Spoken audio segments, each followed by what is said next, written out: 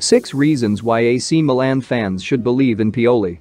Marco Giampaolo arrived in June, but lasted just 111 days in charge of the Rossoneri before being sacked.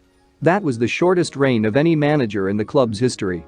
Pioli was officially confirmed as his successor less than 24 hours later, and it's fair to say Milan's supporters were not exactly thrilled with the appointment on the while. Pioli out hashtag reached the #1 trend in Italy on Twitter, while a fan even stood outside the club's headquarters to protest against the leadership.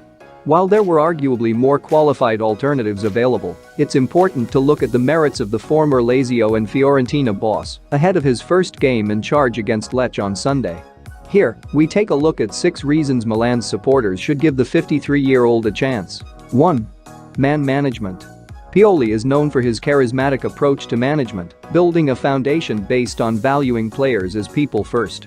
Reports have claimed that the new boss has not been focusing too much on tactics yet since his arrival, as he has instead focused on the psychology of the squad and getting them in the right frame of mind after a tough start to the season.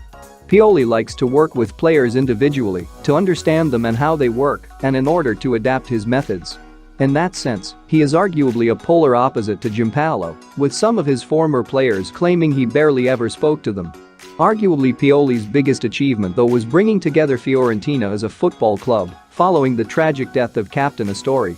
The Viola captain's death 4 March 2018 ripped a hole in the heart of the city, but the team rallied and resurged under Pioli's tutelage as he united an emotionally broken group of players. 2. The stabilizer. Pioli has been dubbed as a stabilizer on the field as well as off it. When he took over at Lazio in summer 2014, he inherited a side which had almost finished in the bottom half the season prior. In 2014-15, with Lucas Biglia as captain, the club finished third and secured a place in the Champions League qualifying rounds.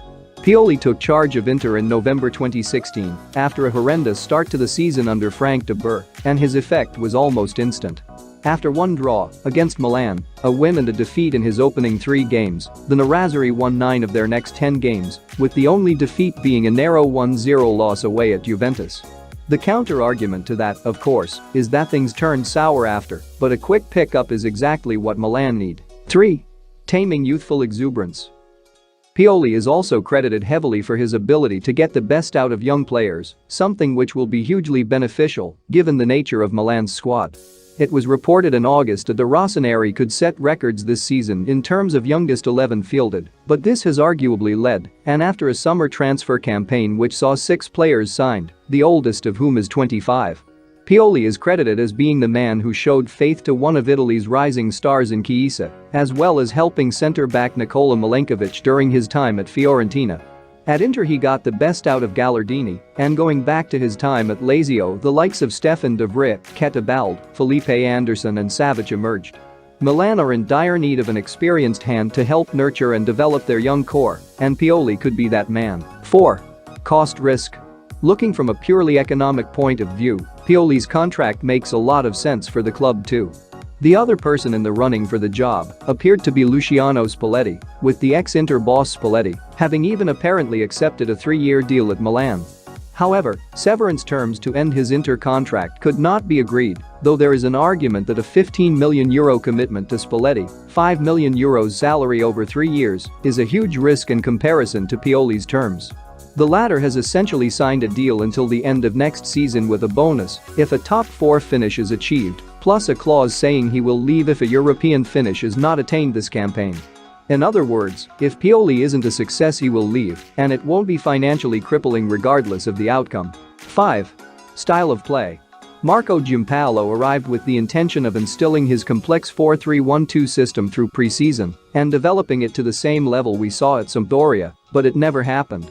Whether that was down to the squad he inherited or the fact his approach was actually flawed we will never find out, but on the face of things Pioli seems like a man who can get more out of the current group of players. From what we have seen so far this season that seems to be suited to this group rather than slow, labored possession play in which the team fails to even threaten to cut the opposition apart. 6. Reloading the pistol. A large part of Milan's struggles so far this season could be attributed to a lack of goals, and the man who will be relied upon most for those is Krzysztof Piątek.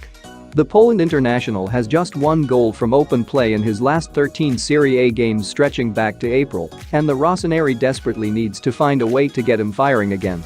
Giampaolo insisted that Piontek needed to be a complete striker in his system, whereas Pioli has a track record of getting the best out of players who are pure finishers. There are the obvious names like Icardi at Inter, Klose at Lazio and Simeone at Fiorentina that Pioli has got firing. However, it's important to also remember the likes of Chievo's Pulisic, plus Bologna's Di Vejo and Gilardino, all of whom stand as evidence that number 9 can thrive in his system. The ride begins on Sunday, with a crowd of 50,000 expected at San Siro.